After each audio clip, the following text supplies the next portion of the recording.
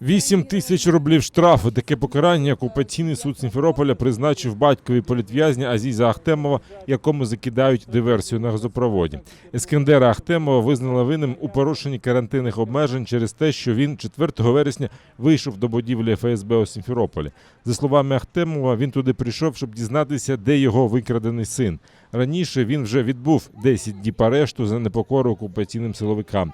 4 вересня ОМОН затримав 58 людей. На всіх склали адмінпротоколи, а десятки людей вже отримали штрафи від 5 до 30 тисяч рублів. Такое естественное право отца узнать судьбу своего ребенка было квалифицировано сначала полицией с ОМОН, а после судом. Сегодня суд показал свое истинное отношение, что он не собирается отступать ни на йоту от общей цели, общей направленности этих процессов. Чтобы эти штрафы, которые нам придется заплатить, пусть от нашего народа уйдут все болезни, все проблемы, иншаллах. Аминь.